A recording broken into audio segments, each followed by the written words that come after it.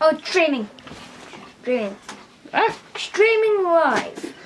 stuck from behind it. This is Channel Zoe York. There we go. How's that? Take it away, Zoe. There we go. Oh, thank you. Oh, and I'll show off my shirt too. There you go. We Are Romance. This was a shirt. Yeah. More about the shirt in the little comments. Okay. So today is the first Trope Tuesday video. And for those who watched along last week, I had an idea to do a survey of my readers and people that I have access to on social media, because I had a couple of questions. Taryn Elliott asked, and Tasha asked too. How do you know? Well, I always advise when you're crafting a series, you want to pick the most universal trope from the short list of tropes that you already want to write. So you start with yourself, you start with your own ideas, and then from there, how do you know which one should go first? How do you know which tropes are more universal than others? Which is a really good question. So first, I had my own guesses, but what I said was, oh, it's so complicated. There are lots of different factors. And then I thought, we don't need to guess. We can use, well, we're all stuck inside, we can use the power of the internet to pool our opinions and give us some real data. Now, the data is, of course, limited to the pool of readers that I have access to, which is mostly my mailing list and the people that follow me on Twitter. Those are the two biggest responding pools. Facebook also contributed a little bit. So what I have done is I've set up a website, www.thetropeproject.com. And between now and June 20th, it started March 20th, and we're going to go to June 20th, 3 months, all of spring. And I encourage all authors in the YouTube community, particularly those who write romance and romance adjacent genres, to share the survey and get people to rank these top 25 tropes. They are not the only tropes. In another video, I'm going to do a shout out to all the tropes that I forgot to include, because there are some really good ones. Yep. And if you haven't met my mascot, would you like to come and introduce yourself? I am Trevor the Dragon. And he's very interested in these videos that I'm making at home while he is at home with me. So he might pop in and out. Anyway, so I picked 25 tropes that I thought could be universalized across most romance subgenres. So I left out job tropes, like I left out billionaires, I left out cowboys, I left out firemen, for example, those hero archetype tropes, because if that's what you're going to write, I don't want you to see that cowboys are like 21st on a list or 4th on a list and have that sway what you want to write. That's not the point of this exercise. The point of this exercise is to help you figure out how to do some analysis on the market. My glasses are really smudgy. We're gonna take a pause here while I do this. Hi, I am the Dino of books. Beep beep. Meh. Excuse me, Dino of books. All right. Anyway, so so I took 25 tropes, and you can see them all on the website, thetropeproject.com, and I set up a survey. Well, the first one that I set up was in Google Forms, which was terrible. It turns out Google Forms doesn't really have a great function for ranking a single list from favorite to least favorite. And after some very good feedback from readers and one very specific suggestion from a reader named Aisha, I switched over to SurveyMonkey because I already have a SurveyMonkey account. So if you don't have a SurveyMonkey account, then this option isn't great for setting up a ranking. But I do, and I'm going to use the heck out of it this year. So so I have set up this survey that will run until June 20th, and I want to gather as much data as possible. But I promised people that as soon as we had 1,000 respondents, I would share some information. And we have that. As of this afternoon, there were 1,216 respondents. And so I pulled that data. And so I'm going to share some of those findings now. Okay, so, I mean, there's so much here to unpack, which is why we're going to do this in a weekly video, Trope Tuesday, and I'm going to spend a lot of time unpacking some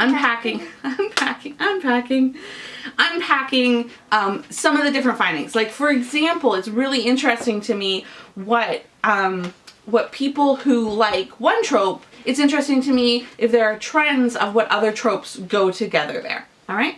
So, and there are so many caveats here because caveats. I don't want you to think that if your favorite, the story of your heart is one of the one of the least popular tropes, that means that people don't like it. That's not true. Every single trope, including the bottom 3 or 4 in terms of general popularity, all of them had many, many, many rankings of that trope as number 1. All of them did. So whatever you want to write, there's a reader for it, but I have some initial thoughts. So here are my initial thoughts.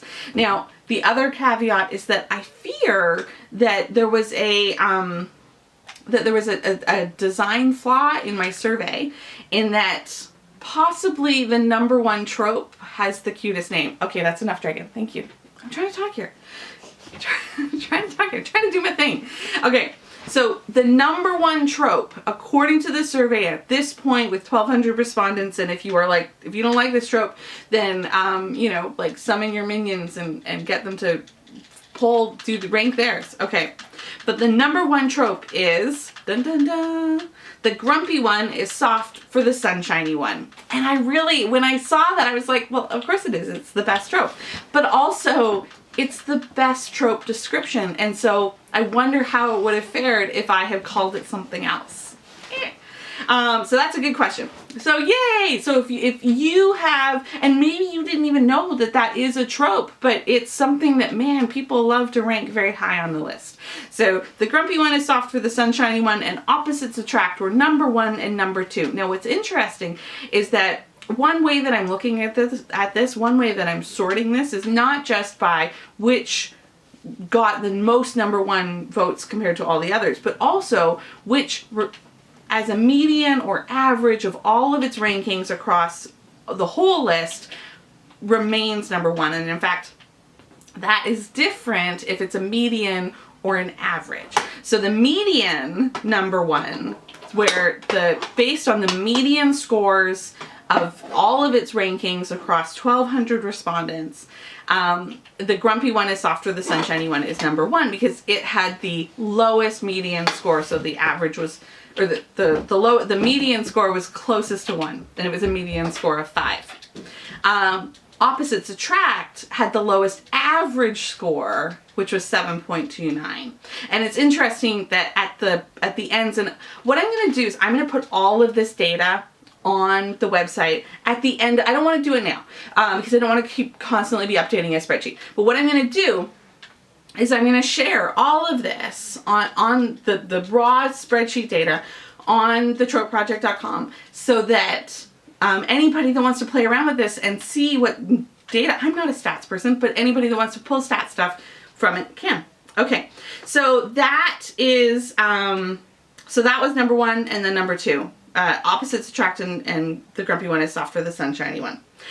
Bottom of the list, and I want to stress that this one, well, the least popular overall, is not popular, particularly if you write YA or if you write some more cliffhangery erotic romance or romantic suspense. But ding ding ding, bottom of the pile is Love Triangle. Love Triangle had an average score out of 25 of 19.4 and a median ranking of 21. So it was pretty low. And right behind it was Secret Baby and Amnesia, which flip-flopped for bottom 2nd and bottom 3rd, depending if you sorted by median or by average. Now the thing is that what I find most interesting about that is that if you are somebody who writes love triangles, all that says to me, all that data says to me is don't pair it with a grumpy one is soft for the sunshiny one, because two different groups of people, it looks to me like it. And if you want to write a book that is if you want to write a book that is the grumpy one is soft for the sunshiny one, don't bury it behind a love triangle book. But if you're going to do a love triangle book, consider maybe pairing it with a secret baby and an amnesia book, because those readers love those. Come on, you can ask that now. Yeah. Miss Rebecca Young. Which is, by the way, my real name. What is a trope?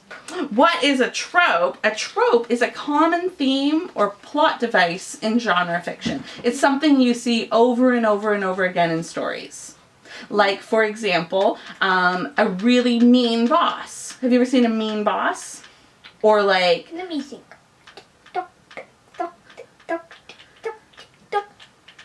Ching! In a TV show I have. Yeah, No exactly. identity! So tropes are both in TV shows and in stories. Absolutely. And Yeah. also in movies. And also in movies. That's right. Mostly found in movies. Often found in movies, yeah. All right. Anyway, so those are my initial findings from the Trope Project. And